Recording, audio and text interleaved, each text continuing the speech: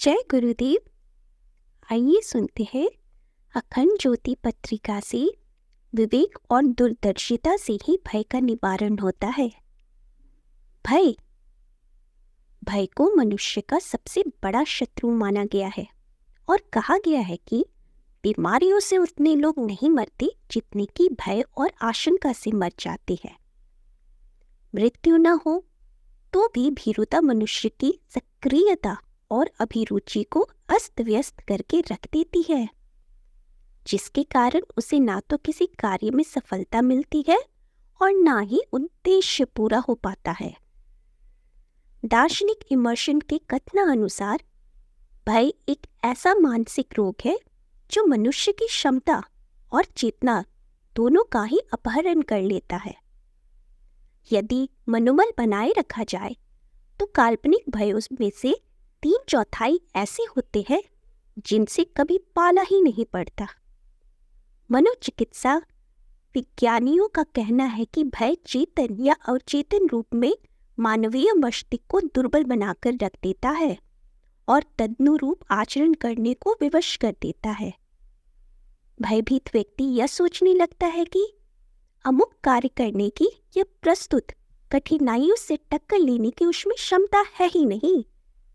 साहस के अभाव में कल्पित भीरुता अपना जितना अधिक दबाव मस्तिष्क पर डालती है, उसी अनुपात से शारीरिक अंग अवयव शिथिल पड़ने लगते हैं। बुद्धि जवाब दे जाती है और कभी कभी तो अकाल मृत्यु का ग्रास भी बनना पड़ता है। देखा गया है कि जब कोई व्यक्ति भयाक्रांत हो उससे पीछा छुड़ाने का प्रयत्न करता है तो प्राय उसी से अपने को चारों ओर से घिरा पाता है। यदि साहस पूर्वक उन कारणों का निवारण किया जा सके जिससे वह उत्पन्न होता है तो सरलता पूर्वक उस महाराक्षस से अपनी रक्षा की जा सकती है। निर्भयता की संपदा जिसके पास भी होगी वह हर कठिनाइयों का सामना साहस एवं बहादुरी पूर्वक कर सकेगा। सुप्रसिद्ध चिकित्सा विज्ञानी डॉक्टर सेंडुलर का कहना है कि प्रायः अधिकांश मनुष्य निषेधात्मक कल्पना कर भय की रचना करते और रोगी बनते रहते हैं, जबकि वास्तविकता ऐसी होती नहीं।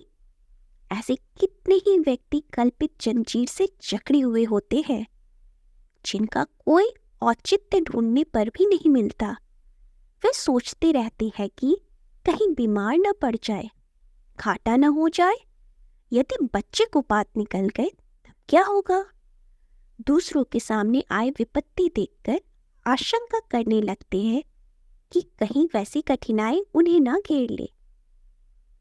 संसार में दुखी और असफल व्यक्तियों को देखते रहना और इस वर्ग में अपने को जा पहुंचने की कल्पना करने से लोग भारी मानसिक कष्ट पाते रहते हैं। इस तरह की बीमारी को आध्यात्मिक पंगुता कहते हैं। इस पर विजय तभी पाई जा सकती है जब अपने विचारणा, भावना एवं कल्पना को विषयात्मक गति प्रदान की जा सके। भय केवल मन तक ही सीमित नहीं रहता, इसका दुष्प्रभाव अनेकानेक शारीरिक व्याधियों के रूप में भी प्रकट होता है। दिल की धड़कन का तेज हो जाना, मुंह सूखना, पसीना छूटना, कपकपी बंधना, सिर में तनाव होना, पेट में दर्द होना, किंकर्तव्य विमूढ़ता और मूर्छा की भी स्थिति भय के कारण ही हो जाती है। इसमें शक्ति भी कुंठित हो जाती है। भय निवारण में विवेक और दूरदर्शिता ही काम करती है। अतः यह समझने और समझाने का प्रयास करना चाहिए कि जिन भय आशंकाओं, कुकल्पनाओं, असफलताओं की कल्पना करके डरा जा रहा है उसमें से अधिकांश अवास्तविक है।